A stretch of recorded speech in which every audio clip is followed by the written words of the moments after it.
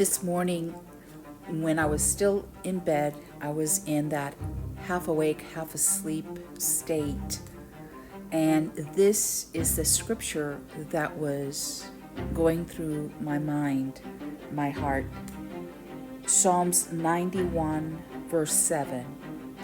1,000 shall fall at thy side, and 10,000 at thy right hand, but it shall not come nigh thee.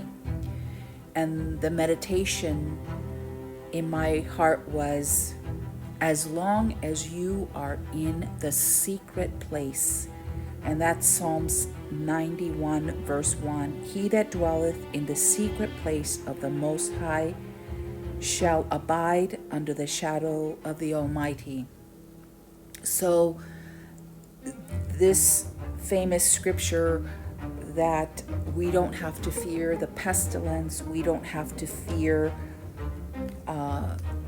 death, we don't have to, 1,000 shall fall at thy side and 10,000 at thy right hand, but it shall not come nigh thee. That is a very encouraging scripture, but there's a caveat to that. We must be in the secret place in order for this to be true for us. And that's where we get the peace, we get the confidence, we get the reassurance, we get the strength. We get it from Him as long as we're with Him. And that secret place is simply being right with God. If we're right with God, if we're seeking Him and He is the center of our heart, we are wholehearted for Him. We are pursuing Him. As far as we know, we're not in sin. We're not practicing actively sinning, and we're pursuing righteousness, pursuing holiness, walking upright with God. That's the secret place. That's how we get into the secret place of God. And when we're in that state, when we're in that place, we have peace. We're not, there's no fear. So we're hearing about wars and rumors of wars. Russia, North Korea, China, Ukraine, America possibly getting involved, the Middle East. So that can cause fear. That can cause trepidation. Pestilences, more COVID cases, perhaps something even worse coming down. All of these things cause fear. But we have no control over those things. What we have control over is, where are we in God? Am I acceptable?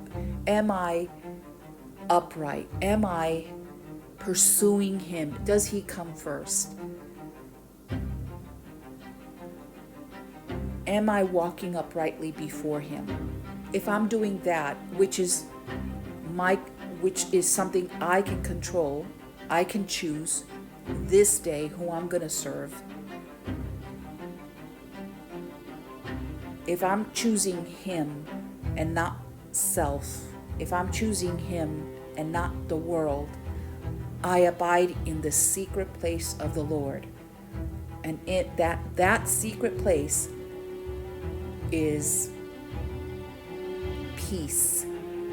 No matter what's going on around us, no matter what's going on in the world, there is peace.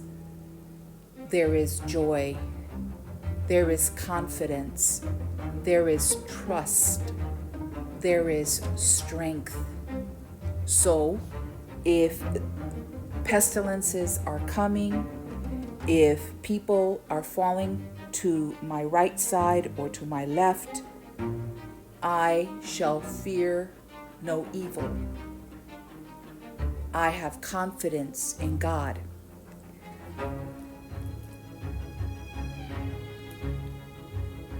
But if there should be anything that happens that I'm overcome with a pestilence, or I'm overcome by pain and suffering, in Daniel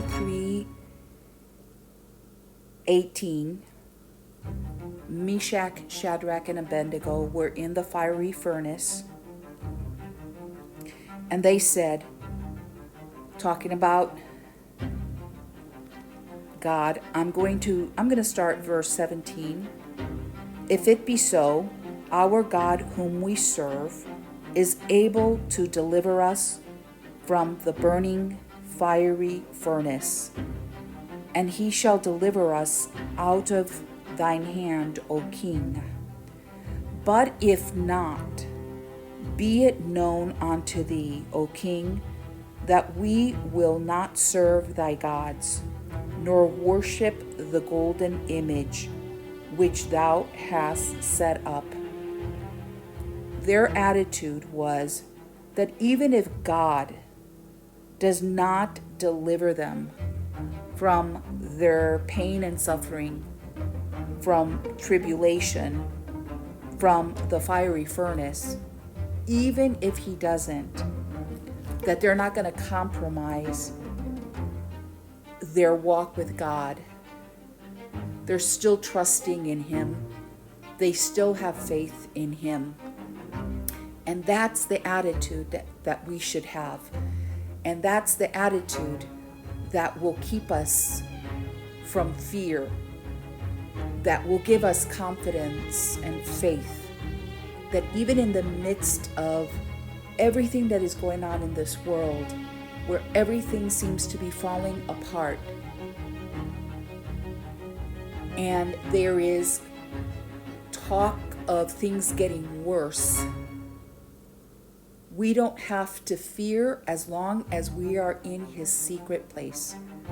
As long as we are right with God, our hands are clean, we're acceptable to him, we have nothing to fear.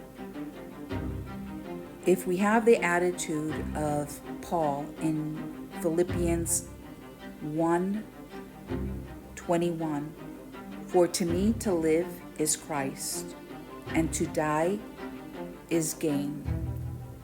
If that is our mindset, if that is our attitude, we have nothing to fear.